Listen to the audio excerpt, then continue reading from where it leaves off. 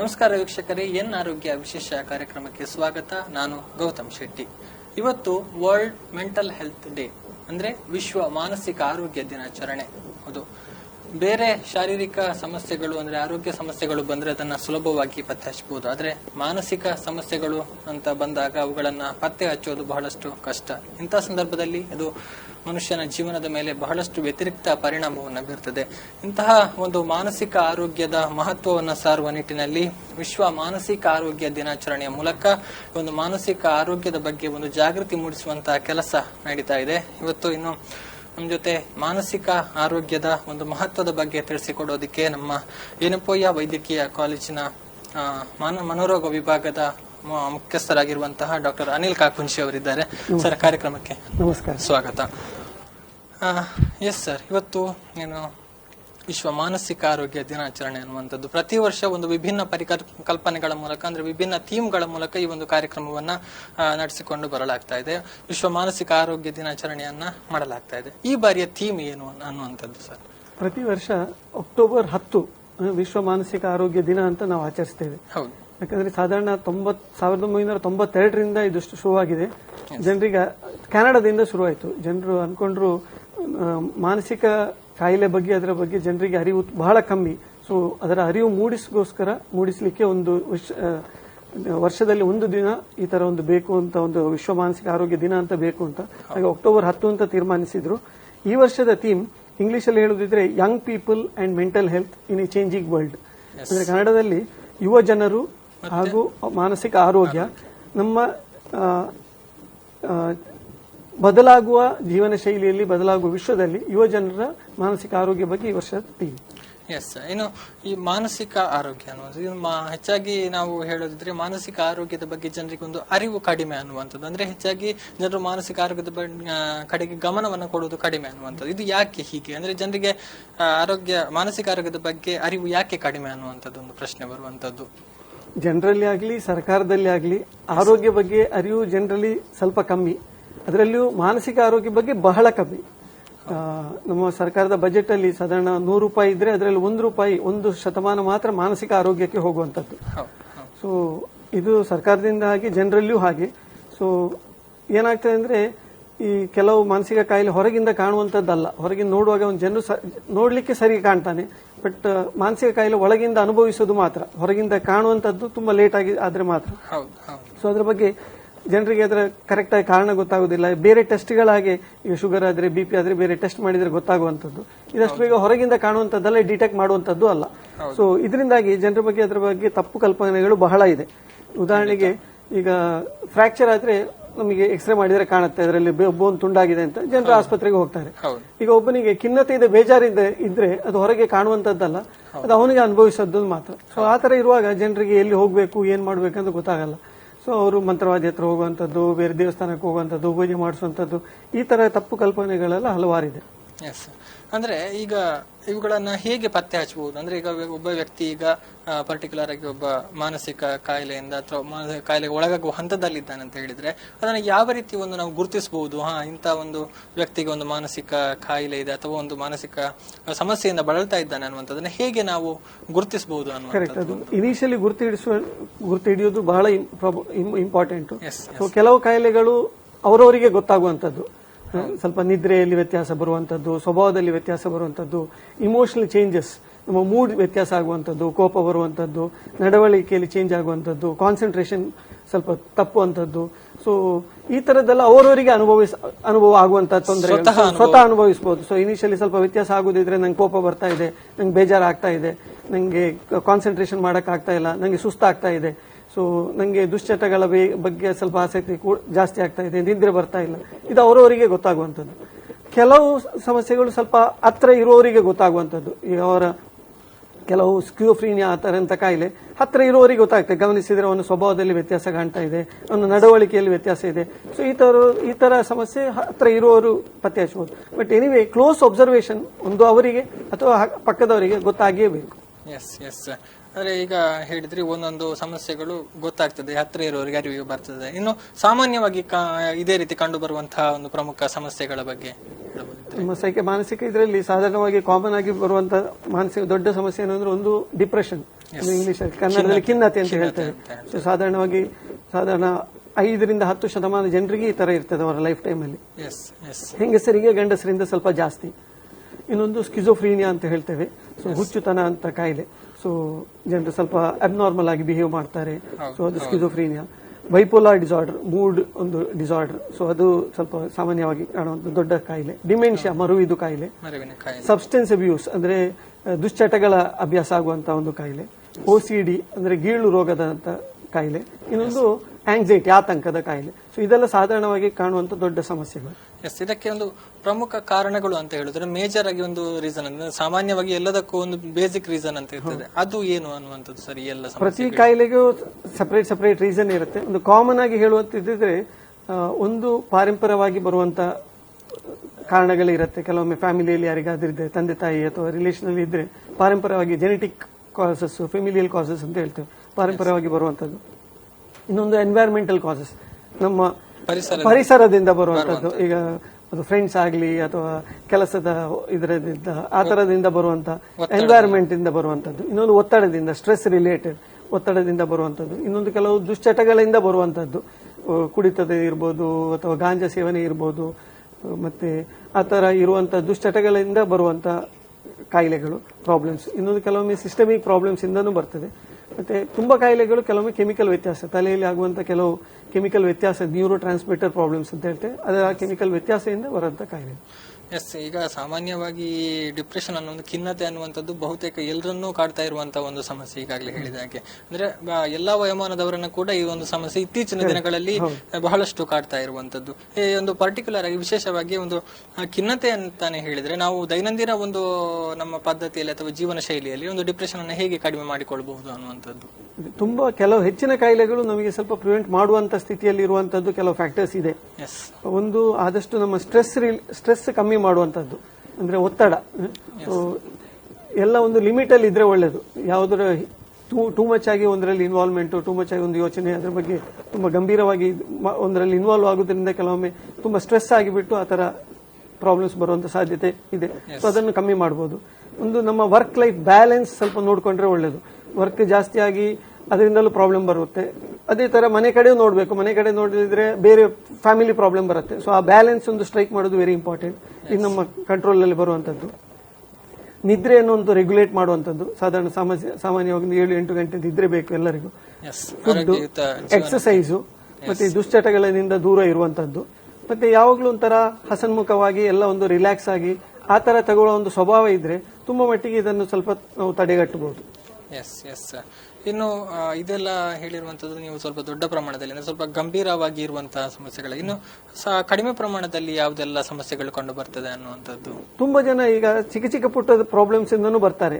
But ಅನುಭವಿಸೋರಿಗೆ ಆ ಚಿಕ್ಕ problem ದೊಡ್ಡ ಪ್ರಾಬ್ಲಮ್. ನಿದ್ರಾಹೀನತೆ ಈಗ ಒಬ್ಬ ನಿದ್ದೆ ಬರಲಿ ಅಂದ್ರೆ ಹೊರಗಿಂದ ಕಾಣುವಂತದ್ದಲ್ಲ, ಬಟ್ ಅನುಭವಿಸೋನಿಗೆ ಗೊತ್ತದ ಎಷ್ಟು ಕಷ್ಟ ಆಗುತ್ತೆ ಅಂತ. ಈಗ ದಿವಸದಲ್ಲಿ 2-3 ಗಂಟೆ ಮಾತ್ರ ನಿದ್ದೆ ಮಾಡಿದ್ರೆ ಅವರಿಗೆ ನೆಕ್ಸ್ಟ್ ಡೇ ಕೆಲಸ ಮಾಡ್ಲಿಕ್ಕೆ ಕಷ್ಟ. ಸೊ ಇದು ಕೆಲವು ಸಣ್ಣ ಪ್ರಮಾಣದಿಂದ ನಿದ್ರಾಹೀನತೆಯಿಂದ ಜನರು ಬರ್ತಾರೆ. ಕಾನ್ಸಂಟ್ರೇಷನ್ ಸಿಗ್ತಾ ಇಲ್ಲ ಅಂತಾನೂ ಬರ್ತಾರೆ. ಕಾನ್ಸಂಟ್ರೇಷನ್ ಇಂದ ಓದ್ಲಿಕ್ಕೆ ಆಗ್ತಾ ಇಲ್ಲ, ಕೆಲಸ ಮಾಡ್ಲಿಕ್ಕೆ ಆಗ್ತಾ ಇಲ್ಲ. ನೆನಪು ಮರುವಿನ ಪ್ರಾಬ್ಲಮ್ ಬರ್ತದೆ, ಅದರಿಂದ ಬರೋರು. ಕೋಪದಿಂದ ಬರೋರು ತುಂಬಾ ಜನ ಇರ್ತಾರೆ. ಕೆಲವೊಮ್ಮೆ ಹೆಂಡತಿ ಗಂಡನ ಕರ್ಕೊಂಡ್ ಬರೋದು, ಗಂಡ ಹೆಂಡತಿಯನ್ನು ಕರ್ಕೊಂಡ್ ಬರೋದು, ಕೋಪ ಜಾಸ್ತಿ, ಅದರಿಂದಾಗಿ ಸಮಸ್ಯೆ ಬರ್ತಾ ಇದೆ. ಇಂಟರ್ಪರ್ಸನಲ್ ಇಶ್ಯೂಸ್ ಅಂದ್ರೆ ನಮ್ಮ ಆಚೆ ಈಚೆ ಸಂಬಂಧದಿಂದ ಬರುವಂತಹ ಪ್ರಾಬ್ಲಮ್ಸ್. ಆಚೆ ಈಚೆ ಒಬ್ಬೊಬ್ಬರಿಗೆ ಅಡ್ಜಸ್ಟ್ಮೆಂಟ್ ಇಶ್ಯೂಸ್ ಇಂದಾಗಿ ಬರುವಂತದ್ದು. ಅತ್ತೆ ಸೊಸೆ ಇರ್ಬೋದು, ಗಂಡ ಹೆಂಡತಿ ಇರ್ಬೋದು, ತಾಯಿ ಮಗ ಇರ್ಬೋದು ಅಥವಾ ತಂದೆ ಮಗ ಇರ್ಬೋದು. ಈ ತರ ಅಡ್ಜಸ್ಟ್ಮೆಂಟ್ ಪ್ರಾಬ್ಲಮ್ಸ್ ಇಂದ ಬರುವಂತದ್ದು. ಮತ್ತೆ ಇತ್ತೀಚೆಗೆ ಸಣ್ಣ ಎಡಿಕ್ಷನ್ಸ್, ಈಗ ಮೊಬೈಲ್ ಎಡಿಕ್ಷನ್. ಬಾಕಿಯೆಲ್ಲ ವಿಷಯದಲ್ಲಿ ಹುಷಾರಿದ್ದಾನೆ, ಬಟ್ ಯಾವಾಗ್ಲೂ ಮೊಬೈಲ್ ಅಲ್ಲೇ ಇರ್ತಾನೆ. ಇಂಟರ್ನೆಟ್ ಅಡಿಕ್ಷನ್, ಯಾವಾಗ್ಲೂ ವಾಟ್ಸ್ಆಪ್ ಅಲ್ಲಿ ಇರ್ತಾನೆ, ಯಾವಾಗ್ಲೂ ಚಾಟಿಂಗ್ ಮಾಡ್ತಾ ಇರ್ತಾನೆ. ಸೊ ಈ ತರದ್ದು ಸಣ್ಣ ಪ್ರಾಬ್ಲಮ್ಸ್ ಇಂದಾನು ಈಗ ತುಂಬಾ ಜನ ಬರ್ತಾ ಇದ್ದಾರೆ. ಡಾಕ್ಟರ್, ನಿಮ್ಮಿಂದ ಇನ್ನಷ್ಟು ಮಾಹಿತಿಯನ್ನು ಪಡ್ಕೊಳ್ತಾನೆ. ಅದಕ್ಕಿಂತ ಮುಂಚೆ ಒಂದು ಸಣ್ಣ ವಿರಾಮವನ್ನು ತೆಗೆದುಕೊಳ್ಳಬೇಕಾಗಿದೆ. ವೀಕ್ಷಕರೇ, ಎನ್ ಆರೋಗ್ಯ ಕಾರ್ಯಕ್ರಮದಲ್ಲಿ ಒಂದು ಪುಟ್ಟ ವಿರಾಮದ ಬಳಿಕ ಮತ್ತೆ ಕಾರ್ಯಕ್ರಮ ಮುಂದುವರಿಯುತ್ತೆ. ವಿರಾಮದ ಬಳಿಕ ಮತ್ತೆ ಎನ್ ಆರೋಗ್ಯ ವಿಶೇಷ ಕಾರ್ಯಕ್ರಮಕ್ಕೆ ಸ್ವಾಗತ. ನಾವು ವಿರಾಮಕ್ಕಿಂತ ಮುಂಚೆ ಮಾನಸಿಕ ಆರೋಗ್ಯದ ಬಗ್ಗೆ ವೈದ್ಯಕೀಯ ಕಾಲೇಜಿನ ಮಾನಸಿಕ ಮನೋರೋಗ ವಿಭಾಗದ ಮುಖ್ಯಸ್ಥರಾಗಿರುವಂತಹ ಡಾಕ್ಟರ್ ಅನಿಲ್ ಕಾಕುಂಚೆ ಅವರ ಜೊತೆಗೆ ಮಾತನಾಡ್ತಾ ಇದ್ವಿ.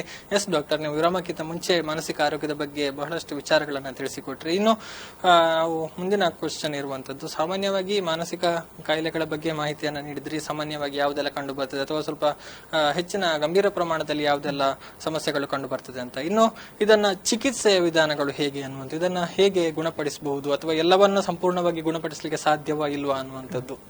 ಮಾನಸಿಕ ಕಾಯಿಲೆಗಳ ಪ್ರಮಾಣ ಬೇರೆ ಬೇರೆ ತರ ಇರ್ತದೆ. ಸ್ವಲ್ಪ ಇನಿಷಿಯಲ್ ಸ್ಟೇಜಸ್, ಸ್ವಲ್ಪ ಮಿಡ್ ಸ್ಟೇಜಸ್, ಇನ್ನೊಂದು ಸಿವಿಯರ್ ಸ್ಟೇಜಸ್, ತುಂಬಾ ಲೇಟ್ ಆಗಿ ಬರುವಂತಹ ಕಾಯಿಲೆ. ಸೊ ಎಲ್ಲದಕ್ಕೂ ಅದರ ಟ್ರೀಟ್ಮೆಂಟ್ ವ್ಯತ್ಯಾಸ ಇರ್ತದೆ. ಅರ್ಲಿ ಡಿಟೆಕ್ಷನ್ ಬೇಗ ಬಂದ್ರೆ ಸಣ್ಣ ಪ್ರಮಾಣದಲ್ಲಿ ಅಥವಾ ಕಮ್ಮಿ ಖರ್ಚಲ್ಲಿ ಸಣ್ಣ ಮದ್ದದಲ್ಲಿ ಸರಿಯಾಗುವಂಥದ್ದು, ಮತ್ತೆ ಸಾಧಾರಣ ಮಾಡರೇಟ್ ಲೆವೆಲ್ ಅಲ್ಲಿ, ಇನ್ನೊಂದು ಸಿವಿಯರ್ ಲೆವೆಲ್ ಅಲ್ಲಿ. ಎರಡು ತರದ ಟ್ರೀಟ್ಮೆಂಟ್ ಉಂಟು. ಒಂದು ಫಾರ್ಮಕೋಥೆರಪಿ ಅಂತ ಹೇಳ್ತೇವೆ, ಅಂದ್ರೆ ಔಷಧಿ ಟ್ರೀಟ್ಮೆಂಟ್, ಔಷಧಿಯಿಂದ ಎಲ್ಲ ಹೆಚ್ಚಿನ ಕಾಯಿಲೆ ಕಮ್ಮಿ ಮಾಡಬಹುದು.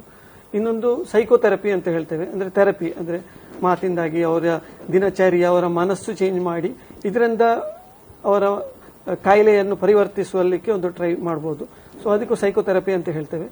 ಸೊ ಕೆಲವರಿಗೆ ಒಂದು ಮಾತ್ರ ಬೇಕಾಗಬಹುದು, ಕೆಲವರಿಗೆ ಎರಡು ಕೂಡ ಬೇಕಾಗಬಹುದು. ಎಸ್ ಎಸ್ ಅಂದ್ರೆ ಇದನ್ನ ಹೇಗೆ ನಾವು ಪರಿಗಣಿಸಬಹುದು ಅನ್ನುವಂಥದ್ದನ್ನ, ಈಗ ಇಂತಹ ಒಂದು ಸಮಸ್ಯೆಗಳು ಇದೇ ವಿಧಾನದಲ್ಲಿ ಕೆಲವರು ಹೇಳುವಂತದ್ದು ಕೇವಲ ಕೌನ್ಸೆಲಿಂಗ್ ಮೂಲಕವೇ ಕೆಲವೊಂದು ಸಮಸ್ಯೆಗಳನ್ನ ಪರಿಹಾರ ಮಾಡಬಹುದು ಅನ್ನುವಂಥದ್ದು. ಇದು ಎಷ್ಟರ ಮಟ್ಟಿಗೆ ಸರಿ ಅನ್ನುವಂಥದ್ದು? ಹೆಚ್ಚಿನ ಕಾಯಿಲೆಗೆ ಎರಡು ತರದ್ದು ಟ್ರೀಟ್ಮೆಂಟ್ ಇರ್ತದೆ. ಬಟ್ ಏನಂದ್ರೆ ಮೈಲ್ಡ್ ಸ್ಟೇಜ್, ಇನಿಷಿಯಲ್ ಸ್ಟೇಜಸ್ ಬಂದ್ರೆ ಯಾವ್ದಾದ್ರು ಒಂದು ವಿಧಾನದಲ್ಲಿ, ಸಣ್ಣ ವಿಧಾನದಲ್ಲಿ ಅದನ್ನು ಸರಿ ಮಾಡಬಹುದು. ಬಟ್ ಈಗ ಅದೊಂದು ಮಾಡರೇಟ್ ಇಂದ ಸಿವಿಯರ್ ಲೆವೆಲ್ ಹೋದ್ರೆ ಮತ್ತೆ ಬರೀ ನಾನು ಮಾತಾಡೋದ್ರಿಂದ, ನನ್ನ ದಿನಚರಿ ಚೇಂಜ್ ಮಾಡೋದ್ರಿಂದ, ಮನಸ್ಸು ಚೇಂಜ್ ಮಾಡೋದು ಸ್ವಲ್ಪ ಕಷ್ಟ ಆಗುತ್ತೆ ತುಂಬಾ ಸಿವಿಯರ್ ಸ್ಟೇಜ್ ಹೋದ ಮೇಲೆ. ಸೊ ಆವಾಗ ಕೆಲವೊಮ್ಮೆ ಎರಡು ವಿಧಾನನೂ ಬೇಕಾಗಬಹುದು ಅಥವಾ ಒಂದು ಮಾತ್ರವೇ ಬೇಕಾಗಬಹುದು. ಸೊ ಇನಿಷಿಯಲ್ ಬಂದ್ರೆ ನಮಗೆ ಬಹಳ ಸುಲಭ, ಜನರಿಗೂ ಸುಲಭ, ಬೇಗ ಕಮ್ಮಿ ಮಾಡಬಹುದು, ಕಮ್ಮಿ ಖರ್ಚಲ್ಲೂ ಆಗುತ್ತೆ.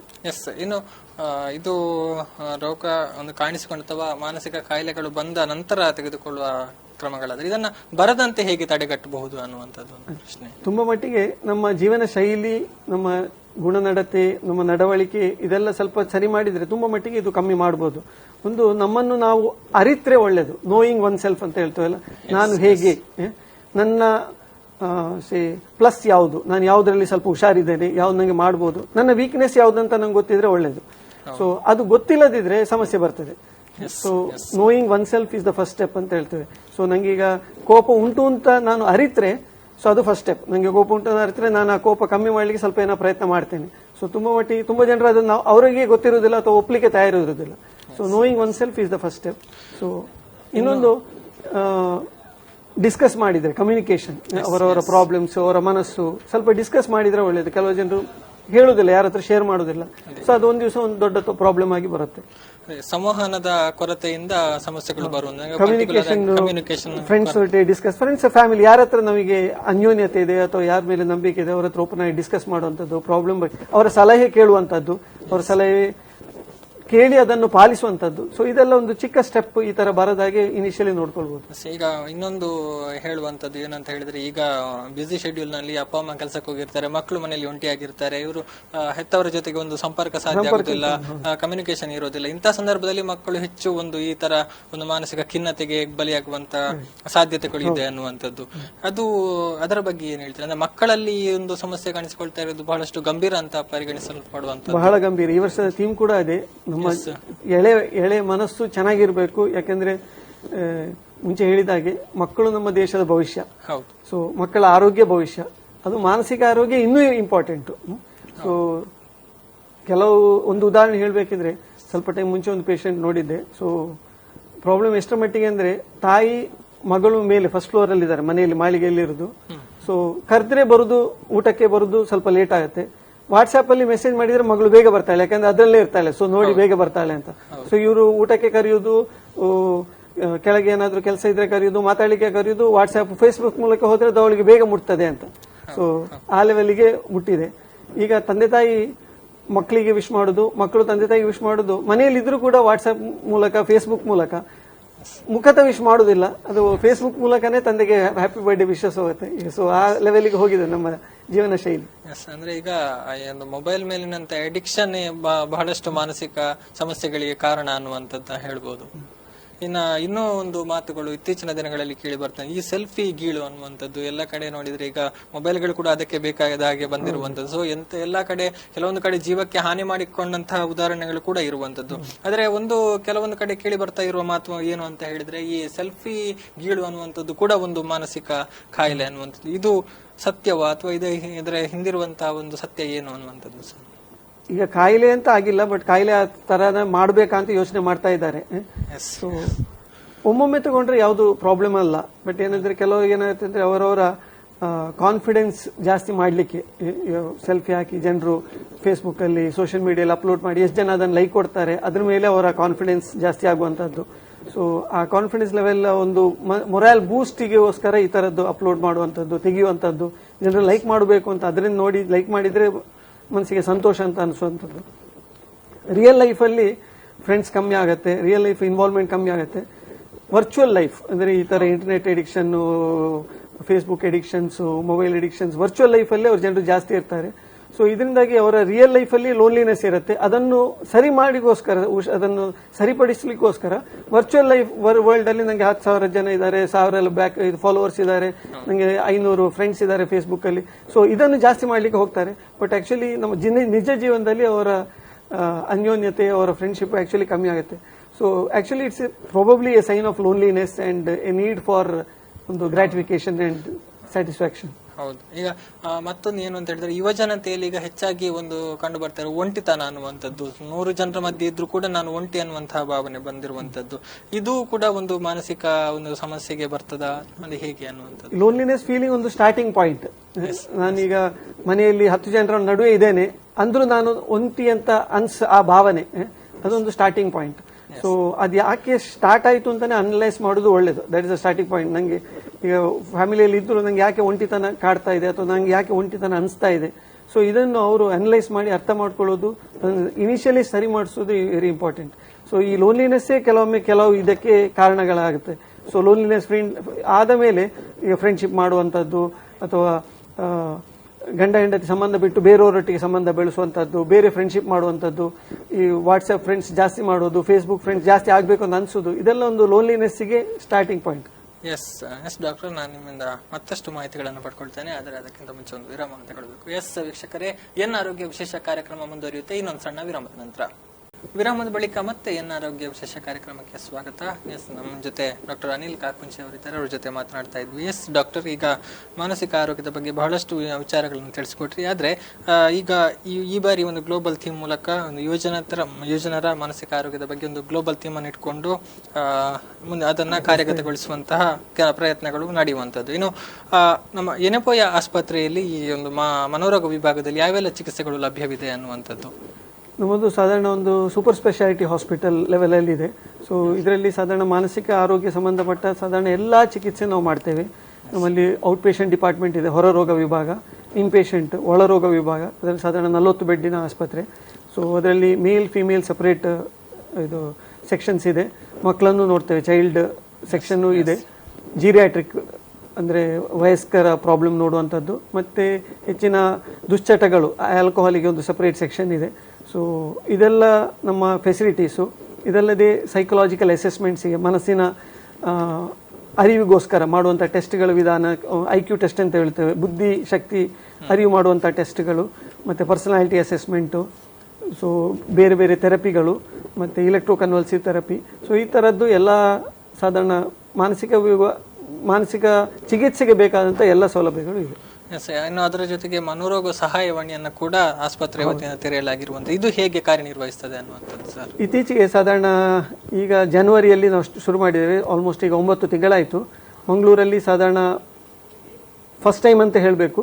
So we are having 24 hour help line.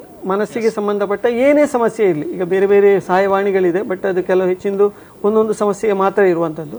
ಇದು ಮನಸ್ಸಿಗೆ ಸಂಬಂಧಪಟ್ಟ ಏನೇ ಸಮಸ್ಯೆ ಇರಲಿ, ಮೊಬೈಲ್ ಇದೆ. ಸೊ ಆಫ್ ಆಗುವಂತ ಇದೇ ಇಲ್ಲ. ತುಂಬಾ ಲ್ಯಾಂಡ್ ಲೈನ್ ಇರೋದು, ಒಬ್ರು ಎಲ್ಲಾದ್ರೂ ಹೋದ್ರೆ ಅದು ತಗೊಳ್ಳುವ ಜನ ಇರೋದಿಲ್ಲ. ಇದು ಮೊಬೈಲ್ ಇರುವಂತ ಕಾರಣ ಸೊ 24 hours ಎನಿ ಟೈಮ್. ಜನರು ನಾವು ಹೇಳುವುದಂದ್ರೆ any time, anywhere, any problem. So ಮನಸ್ಸಿಗೆ ಸಂಬಂಧ ಏನೇ ಪ್ರಾಬ್ಲಮ್ ಇದ್ದು ನಮ್ಮನ್ನು ಅಪ್ರೋಚ್ ಮಾಡ್ಬೋದು. ಅದರ ಸಹಾಯವಾಣಿ ನಂಬರ್ ಬೇಕಿದ್ರೆ ದರ್ಶಕರಿಗೆ ಇರಲಿ, 9108919025. ಇನ್ನೊಮ್ಮೆ ಹೇಳ್ತೇನೆ, 9108919025 ಈ ನಂಬರ್ಗೆ ಜನರು ಎನಿ ಟೈಮ್ ಕಾಲ್ ಮಾಡೋದು. ಎನಿ ಸಮಸ್ಯೆ ಇದ್ದರೆ ನಾವು ಅದಕ್ಕೆ ಆದಷ್ಟು ಫೋನಲ್ಲಿ ಮಾಡುವುದು, ಇಲ್ಲಾಂದರೆ ನಮ್ಮ ಆಸ್ಪತ್ರೆಗೆ ಕರೆಸಿ ಮಾಡುವುದು. ಎಸ್, ಇನ್ನು ನಾವು ಗ್ಲೋಬಲ್ ಥೀಮ್ ಬಗ್ಗೆ ಮಾತಾಡ್ತೀವಿ ಡಾಕ್ಟರ್. ಈಗ ಈ ಗ್ಲೋಬಲ್ ಥೀಮ್ ಅನ್ನ ವಿಶ್ವಾದ್ಯಂತ ಯಾವ ರೀತಿ ಕಾರ್ಯಗತಗೊಳಿಸಲಾಗ್ತಾ ಇದೆ ಅನ್ನುವಂಥದ್ದು, ಆ ಬಗ್ಗೆ ಸ್ವಲ್ಪ ಮಾಹಿತಿ. ಈಗ ಸಾಧಾರಣ 25 ವರ್ಷದಿಂದ ವಿಶ್ವ ಮಾನಸಿಕ ಆರೋಗ್ಯ 26 ವರ್ಷದಿಂದ ಮಾಡ್ತಾ ಇದೆ, 92ರಿಂದ. ಸೊ ಇದು ಇನಿಷಿಯಲಿ ಕೆನಡಾದಿಂದ ಸ್ಟಾರ್ಟ್ ಆಯಿತು. ಮತ್ತೆ ವಿಶ್ವ ಮಾನಸಿಕ ಫೆಡರೇಷನ್ ಅಂತ ಇದೆ, ಅವ್ರು ನೆನೆಸಿದ್ರು ಇಡೀ ವಿಶ್ವಾದ್ಯಂತ ಇದು ಬೇಕು, ಯಾಕೆಂದರೆ ಒಂದು ದೇಶದಲ್ಲಿ ಸಾಲದು, ಸೊ ಪ್ರತಿ ವರ್ಷ ಒಂದೊಂದು ಥೀಮ್ ಇಟ್ಕೊಂಡು ಆ ಥೀಮ್ ಮೇಲೆ ಇಡೀ ವಿಶ್ವದಲ್ಲಿ ಅವರವರು ಮಾನಸಿಕ ರಿಲೇಟೆಡ್ ಯಾರಿದ್ದಾರೆ ವರ್ಕ್ ಮಾಡ್ತಾ ಇದ್ದಾರೆ, ಎಲ್ಲರೂ ಅವರವರ ಶಕ್ತಿ ಅನುಸಾರ ಅವರವರಿಗೆ ಆದಷ್ಟು ಕೂಡಿದಷ್ಟು ಜನರಿಗೆ ಇದರ ಬಗ್ಗೆ ಅರಿವು ತಿಳಿಸಲಿಕ್ಕೆ ಪ್ರಯತ್ನ ಮಾಡ್ತಾ ಇದ್ದಾರೆ. ಸೊ ಈ ಪ್ರಯತ್ನ, ಇವತ್ತಿನ ಕಾರ್ಯಕ್ರಮ ಕೂಡ ಆ ದೃಷ್ಟಿಯಲ್ಲಿ ಒಂದು ಸಣ್ಣ ಪುಟ್ಟ ಹೆಜ್ಜೆ. ಎಸ್ ಡಾಕ್ಟರ್, ಇನ್ನು ಕೊನೆಯದಾಗಿ ಇನ್ನು ಏನು ಹೇಳೋಕ್ಕೆ ಬಯಸ್ತೀರಿ? ಅಂದರೆ ಈಗ ಒಂದು ಮಾನಸಿಕ ಸಮಸ್ಯೆಯಿಂದ ದೂರ ಇರಬೇಕಾದ್ರೆ ಅಥವಾ ಮಾನಸಿಕ ಒಂದು ಸ್ವಾಸ್ಥ್ಯತೆಯನ್ನು ಕಾಪಾಡಿಕೊಳ್ಬೇಕಿದ್ರೆ ಏನು ಮಾಡಬೇಕಂದ್ರೆ ನಿಮ್ಮ ಒಂದು ಸಂದೇಶ ಅನ್ನೋದು? ಎಲ್ಲರೂ ಶಾರೀರಿಕ ಆರೋಗ್ಯ ಬಗ್ಗೆ ಹೇಗೆ ಕಾಳಜಿ ವಹಿಸ್ತಾರೋ ಅದೇ ಥರ ಮಾನಸಿಕ ಆರೋಗ್ಯ ಬಗ್ಗೆ, ಮಾನಸಿಕ ದೃಷ್ಟಿಯ ಬಗ್ಗೆ ಕಾಳಜಿ ವಹಿಸಬೇಕು. ಸೊ ಆ ಅರಿವು ಬಂದರೆ ಆಲ್ಮೋಸ್ಟ್ 50% ಪ್ರಾಬ್ಲಮ್ ಸಾಲ್ವ್ ಆದಾಗೆ. ಸೊ ಏನೋ ಸಮಸ್ಯೆ ಇದ್ದರೆ ಅದಕ್ಕೆ ಆದಷ್ಟು ಬೇಗ ಚಿಕಿತ್ಸೆ, ಸೂಕ್ತ ಕರೆಕ್ಟ್ ಪ್ರೊಫೆಷ್ನಲಿಂದ ಚಿಕಿತ್ಸೆ ಅತಿ ಇಂಪಾರ್ಟೆಂಟು. ಸಣ್ಣದರಲ್ಲಿ ಅದನ್ನು ಸರಿಪಡಿಸ್ಬೋದು, ಸರಿ ಮಾಡಿದರೆ ಒಳ್ಳೆಯದು ದೊಡ್ಡದಾಗೋಕ್ಕಿಂತ. ಕೇಳಿದ ಎಲ್ಲ ಜನರ ಶಾರೀರಿಕ ಹಾಗೂ ಮಾನಸಿಕ ಆರೋಗ್ಯ ಚೆನ್ನಾಗಿ ಇರಲಿ ಅಂತ ಆಶಿಸ್ತೇನೆ. ಡಾಕ್ಟರ್, ಇನ್ನೊಂದು ಪ್ರಶ್ನೆ ಇರುವಂಥದ್ದು ಏನು ಅಂತ ಹೇಳಿದ್ರೆ, ಈಗ ಈ ಒಂದು ಆಹಾರ ಪದ್ಧತಿ ಅನ್ನುವಂಥದ್ದು ಈಗ ಶಾರೀರಿಕ ಆರೋಗ್ಯದ ಮೇಲೆ ಕೆಲವೊಂದು ವ್ಯತಿರಿಕ್ತ ಪರಿಣಾಮಗಳನ್ನು ಇಂದಿನ ಆಹಾರ ಪದ್ಧತಿ ಬೀರುವಂಥದ್ದನ್ನು ನಾವು ನೋಡಿದ್ದೇವೆ. ಈ ಮಾನಸಿಕ ಆರೋಗ್ಯದ ಮೇಲೆ ಆಹಾರ ಪದ್ಧತಿಯಿಂದ ಏನಾದರೂ ಪರಿಣಾಮ ಇದೆ ಅನ್ನುವಂಥದ್ದು? ಸ್ವಲ್ಪ ಮಟ್ಟಿಗೆ ಇದೆ, ಯಾಕೆಂದರೆ ಶಾರೀರಿಕ ವ್ಯತ್ಯಾಸದಿಂದ ಮನಸ್ಸಿಗೂ ವ್ಯತ್ಯಾಸ ಆಗ್ತದೆ. ಈಗ ಶಾರೀರಿಕ ಆರೋಗ್ಯ ಹೇಗೆ ಚೇಂಜ್ ಆಗ್ತದೆ, ಈಗ ತುಂಬ ಸಕ್ಕರೆ ತಿನ್ನುವಂಥದ್ದು, ತುಂಬ ಸ್ವೀಟ್ಸ್ ತಿನ್ನುವಂಥದ್ದು, ಅಥವಾ ತುಂಬ ಎಣ್ಣೆ ಪದಾರ್ಥ, ಅದರಿಂದ ಕೊಲೆಸ್ಟ್ರಾಲ್ ಬರುತ್ತೆ, ಇಲ್ಲಾಂದರೆ ಶುಗರ್ ಸ್ಟಾರ್ಟ್ ಆಗುತ್ತೆ, ಅಥವಾ BP ಶುರು ಆಗುತ್ತೆ, ಸೊ ಒಬೇಸಿಟಿ ಬರುತ್ತೆ, ಬೊಜ್ಜುತನ ಬರುತ್ತೆ. ಸೊ ಇದರಿಂದಾಗಿ ಅದು ಮನಸ್ಸಿಗೆ ಪರಿಣಾಮ ಬೀಳ್ತದೆ. ನನಗೆ ಶುಗರ್ ಸ್ಟಾರ್ಟ್ ಇಲ್ಲದೆ ನನಗೆ ಶುಗರ್ ಬಂತಲ್ಲ ಅಂತ, ನನಗೆ ಹೈಪರ್ ಟೆನ್ಷನ್ ಬಂತು, ನನಗೆ ಹಾರ್ಟ್ ಕಾಯಿಲೆ ಬಂತು ಅಂತ ಮನಸ್ಸಿಗೆ ಅದರಿಂದ ಎಫೆಕ್ಟ್ ಆಗ್ತದೆ. ಸೊ ಓವರಾಲ್ ನಾವು ಏನೇ ಮಾಡಿದರೂ ಅಲ್ಟಿಮೇಟ್ಲಿ ಅದನ್ನು ಎಫೆಕ್ಟ್ ಮಾಡೋದು ನಮ್ಮ ಮನಸ್ಸು. ಎಸ್ ಎಸ್ ಡಾಕ್ಟರ್, ಇಲ್ಲಿ ಮತ್ತೊಂದು ಏನು ಅಂತ ಹೇಳಿದರೆ, ಈಗ ನಮ್ಮ ಸಮಾಜ ಎಷ್ಟೇ ಮುಂದುವರೆದಿದ್ರು, ಎಷ್ಟೇ ವಿದ್ಯಾವಂತರಾಗಿದ್ದರೂ, ಒಂದು ಸಾಮಾನ್ಯವಾಗಿ ಕಂಡು ಬರುವಂಥದ್ದು ಏನಾದರೂ ಸ್ವಲ್ಪ ಮನುಷ್ಯನ ಒಂದು ನಡವಳಿಕೆಯಲ್ಲಿ ಅಥವಾ ಬಿಹೇವಿಯರ್ನಲ್ಲಿ ಸ್ವಲ್ಪ ಏರುಪೇರು ಕಂಡು ಬಂದರೆ ಏನೋ ಆಗಿದೆ ಅನ್ನುವಂಥ ರೀತಿ ಒಂದು ಬೇರೆ, ಅಂದರೆ ವೈದ್ಯರನ್ನು ಕನ್ಸಲ್ಟ್ ಮಾಡದೆ ಬೇರೆ ರೀತಿ ಒಂದು ಮೂಢನಂಬಿಕೆಗಳಿಗೆ ಬಲಿಯಾಗುವಂತಹ ಸಂದರ್ಭಗಳು ಹೆಚ್ಚಾಗಿ ಇತ್ತೀಚಿನ ದಿನಗಳಲ್ಲಿ ಕಂಡು ಬರ್ತಾ ಇರುವಂಥದ್ದು. ಇದರ ಬಗ್ಗೆ ಏನು ಹೇಳ್ತೀರಿ? ಅಂದರೆ ಇಂಥ ಒಂದು ಸಿಂಪ್ಟಮ್ಗಳು ಕಂಡು ಬಂದ ಕೂಡಲೇ ಏನು ಮಾಡಬಹುದು ಅನ್ನುವಂಥದ್ದು? ಇದು ಮುಂಚೆಯಿಂದಲೇ ಬಂದಂತ ಒಂದು ಪ್ರಾಬ್ಲಮ್. ಇತ್ತೀಚೆಗೆ ಸ್ವಲ್ಪ ಮಟ್ಟಿಗೆ ಕಮ್ಮಿ, ಬಟ್ ಅದು ತುಂಬಾ ಇದೆ. ಸೊ ಉದಾಹರಣೆ ಹೇಳುದಿದ್ರೆ, ಈಗ ನಮಗೆ ಮಲೇರಿಯಾ ಕಾಯಿಲೆ ಬಂತು, ನಾವು ಮಂತ್ರವಾದಿ ಹತ್ರ ಹೋಗಲ್ಲ. ಜ್ವರ ಬಂದರೆ ಮಂತ್ರವಾದಿ ಹತ್ರ ಹೋಗಲ್ಲ, ನಾವು ಆಸ್ಪತ್ರೆ ಹೋಗಿ ಚಿಕಿತ್ಸೆ, ಅದಕ್ಕೆ ಏನು ಬೇಕೋ ಅದು ಚಿಕಿತ್ಸೆ ಮಾಡ್ತೇವೆ. ದೇವ್ರ ಮೇಲೆ ಏನು ಭಕ್ತಿ ಇದೆ, ನಂಬಿಕೆ ಇಟ್ಕೊಳ್ತೇವೆ, ಅದು ಇಟ್ಕೊಳ್ತೇವೆ. ಅದೇ ಮಾನಸಿಕ ಕಾಯಿಲೆ ಬಂದರೆ ನಾವು ಮಂತ್ರವಾದಿ ಹತ್ರ ಹೋಗೋದು, ಇಲ್ಲದ್ರೆ ಬೇರೆ ಬೇರೆ ಚಿಕಿತ್ಸೆ ನೋಡುವಂಥದ್ದು, ಈ ಥರ ಮಾಡ್ತೇವೆ. ಡಾಕ್ಟರ್ ಹತ್ರ ಹೋಗೋದು ಕಮ್ಮಿ. ಸೊ ಇದು ಬದಲಾಗಬೇಕು. ಸೊ ನಮ್ಮ ಪಾಶ್ಚಾತ್ಯ ದೇಶದಲ್ಲಿ, ವೆಸ್ಟರ್ನ್ ಕಂಟ್ರೀಸಲ್ಲಿ ಹೇಗಿದೆ, ನಮಗೆ ಇಲ್ಲಿ ಫ್ಯಾಮಿಲಿ ಡಾಕ್ಟರ್ ಅಂತ ನಾವು ಹೇಳ್ತೇವಲ್ಲ, ನಾವು ಇಂಥವ್ರ ಹತ್ರ ಹೋಗೋದು, ಜ್ವರ ಬಂದರೆ ಇದು ಫ್ಯಾಮಿಲಿ ಡಾಕ್ಟರ್ ಇದೆ. ಪಾಶ್ಚಾತ್ಯ ದೇಶದಲ್ಲಿ, ವೆಸ್ಟರ್ನ್ ವರ್ಲ್ಡಲ್ಲಿ ಫ್ಯಾಮಿಲಿ ಸೈಕ್ಯಾಟ್ರಿಸ್ಟ್ ಅಂತ ಇದ್ದಾರೆ, ನಮ್ಮ ಕನ್ಸಲ್ಟೆಂಟ್, ನಮ್ಮ ಫ್ಯಾಮಿಲಿಗೆ ಇವರು ಸೈಕ್ಯಾಟ್ರಿಸ್ಟ್ ಅಂತ. ಸೊ ಇಲ್ಲಿ ಆ ಪದ್ಧತಿ ಇಲ್ಲ. ಇಲ್ಲಿ ಅಂದರೆ ಹೋಗ್ಲಿಕ್ಕೆ ಹೆದರ್ತಾರೆ. ಸೊ ಇದು ಚೇಂಜ್ ಆದರೆ, ನಮ್ಮ ಮನಸ್ಥಿತಿ, ಆಟಿಟ್ಯೂಡ್ ಚೇಂಜ್ ಆದರೆ ಇಲ್ಲೂ ಅದೇ ಥರ ಎಲ್ಲರ ಮಾನಸಿಕ ಆರೋಗ್ಯ ಚೆನ್ನಾಗಾಗ್ಬೋದು. ಅದೇ ಸಾಮಾನ್ಯವಾಗಿ ಈಗ ಹೆಚ್ಚಿನ ಜನರು ಒಂದು ರೀತಿ ಒತ್ತಡದಿಂದ ಬಳಲ್ತಾ ಇರ್ತಾರೆ, ದಿನದಿಂದಿನ ಒಂದು ಒತ್ತಡದ ಜೀವನದಿಂದ, ಕಾರ್ಯದ ಒತ್ತಡದಿಂದ ಬಳಲ್ತಾ ಇರ್ತಾರೆ. ಇಂಥವರಿಗೆ ಒಂದು ಎಲ್ರಿಗೂ ಕೊಡುವಂಥ ಸಮಯದಿಂದ ಒಂದು ಕೌನ್ಸಿಲಿಂಗ್ ತಗೊಂಡು ಬಾ ಅನ್ನುವಂಥ ಒಂದು ಸಲಹೆಯನ್ನು ಕೊಡ್ತಾರೆ. ಆದರೆ ಕೌನ್ಸಿಲಿಂಗ್ ಅಂದರೆ ನನಗೇನೋ ಒಂದು ಮಾನಸಿಕ ರೋಗ ಬಂದಿದೆ ಅನ್ನುವಂಥ ಒಂದು ಭಯ ಇರುವಂಥದ್ದು. ಇದನ್ನು ಹೇಗೆ, ಈ ಒಂದು ತಪ್ಪು ಕಲ್ಪನೆಯಿಂದ ಹೇಗೆ ಹೊರ ಬರ್ಬೋದು ಅನ್ನುವಂಥದ್ದು? ಜನರಲ್ಲಿ ತುಂಬ ಮಟ್ಟಿಗೆ ಬರೋರು ಕೂಡ ತುಂಬ ಹೆದರಿ ಬರುವಂಥದ್ದು.